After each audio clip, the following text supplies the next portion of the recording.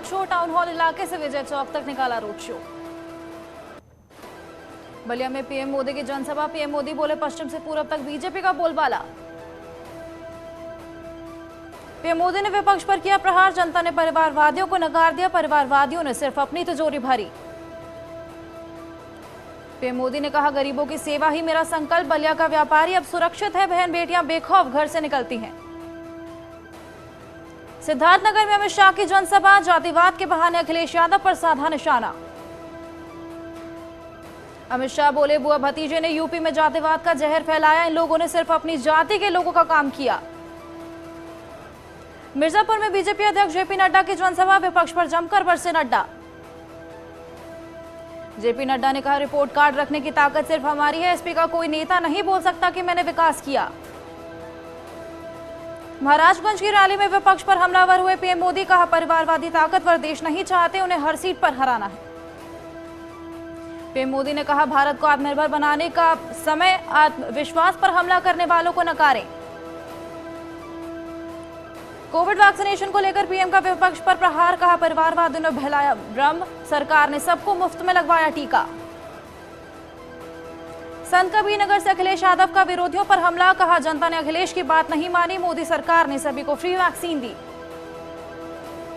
कुशीनगर में गृहमंत्री अमित शाह की जनसभा। अखिलेश यादव पर साधा निशाना। कहा अखिलेश ने जातिवाद का फुल टॉस गेंद डाला, इसलिए हमें बाउंड्री लगानी पड़ी। अमित शाह ने इस मौके पर कहा बीजेपी ने पिछड़े गरीबों के लिए किया काम। किसानों के खाते में सीधे पैसा भेजा गया। मोदी जी ने 2 साल तक मुफ्त राशन दिया। अमित शाह ने कहा समाजवादी पार्टी और बीएसपी ने जाति में बांटकर रखा था। आज माफिया की जमीन पर गरीब का घर बन रहा। देवरिया में बोले सीएम योगी। बीएसपी पर साधा जमकर निशाना। कहा बीएसपी की लिस्ट देखकर लगता है मुस्लिम लीग की पार्टी। एसपी पर लगाया अराजकता का आरोप।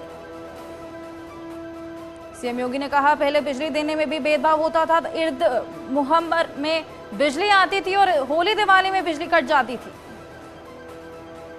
सीएम योगी ने कहा मायावती ने ले लिया तुष्टीकरण का ठेका। वोट बैंक बनाने के लिए बीएसपी ने टिकट दिए। बीजेपी ने बिना भेदभाव हर वर्ग का विकास किया।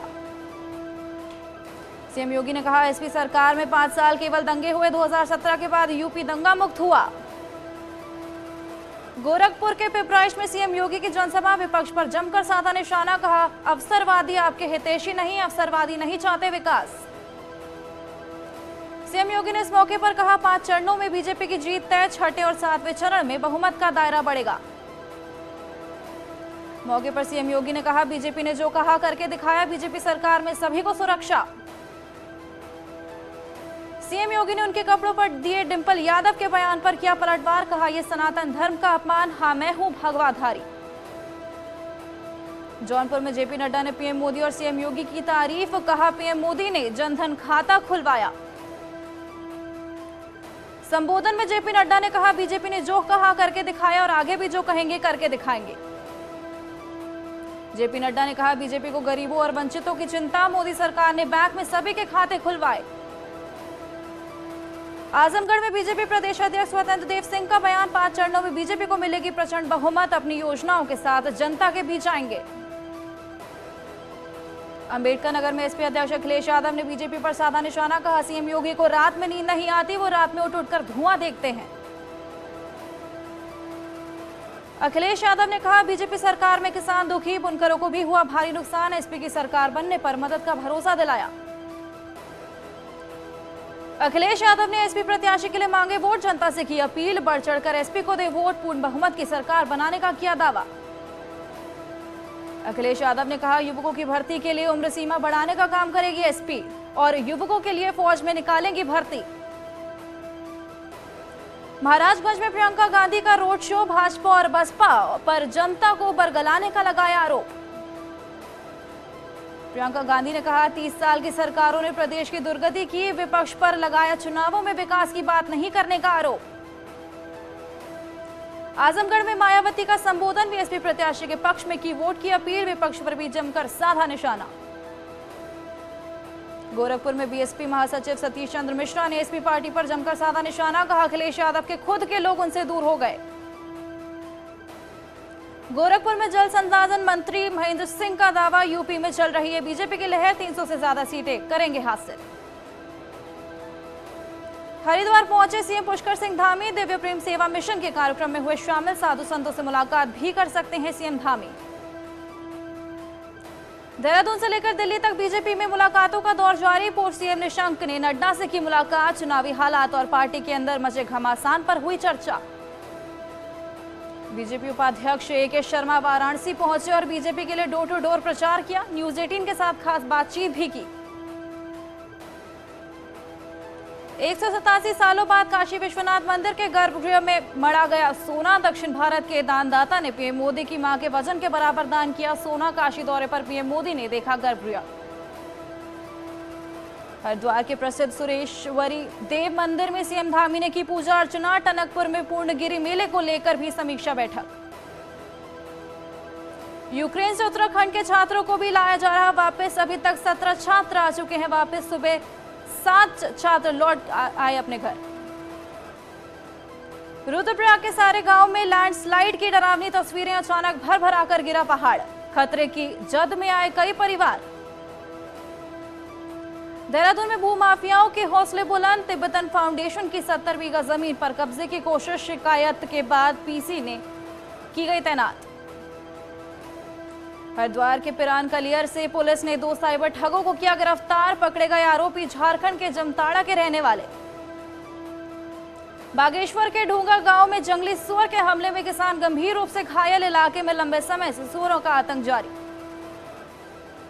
चमोली में बढ़ते नशे के कारोबार को लेकर पुलिस ने जनप्रतिनिधियों के साथ की बैठक। तस्करों को पकड़ने के लिए पुलिस अब टीम गठित करेगी।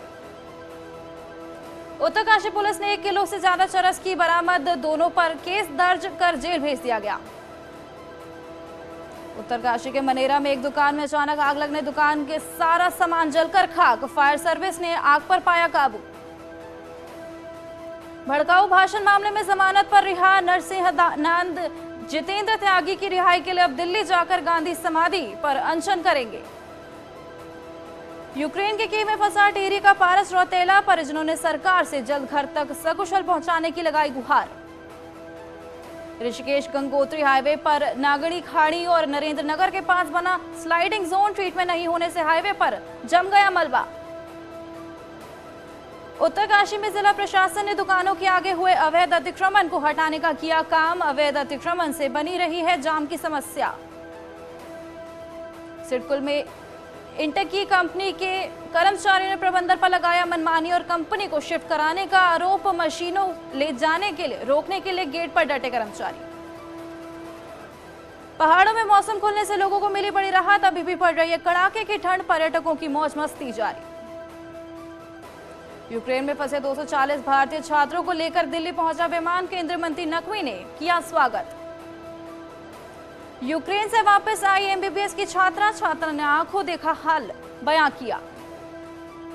ऑपरेशन गंगा के तहत यूक्रेन से दिल्ली लौटी एक छात्रा। उत्तर प्रदेश के गाजीपुर इलाके की रहने वाली है छात्रा। फतेहपुर में पिकअप और कार में टक्कर। 14 लोग गंभीर रूप से घायल। 6 की हालत नाजुक। सुपरटेक ट्विन टावरों को गिराने की प्रक्रिया शुरू। 22 अगस्त तक गिराने का काम होगा पूरा। बांदा में पीपा पुल में ट्रक गिरने का मामला। एक शव को बांदा और फतेहपुर पुलिस ने किया रेस्क्यू। 2 से 3 लोगों के ट्रक में होने की आशंका। बुलंदशहर में बेटे ने मां को मारी गोली। संपत्ति के विवाद को लेकर सिर पर मारी गोली। बदायूं में स्वास्थ्य कर्मी ने किया आत्मदाह। पुलिस मामले की जांच में जुटी। ललितपुर में दबंगों ने युवक के साथ की मारपीट की वजह की जांच में जुटी पुलिस। रेलवे में नौकरी के नाम पर करीब 11 लाख रुपए की ठगी का मामला। पीड़ितों ने पुलिस पर कार्रवाई न करने का आरोप लगाया।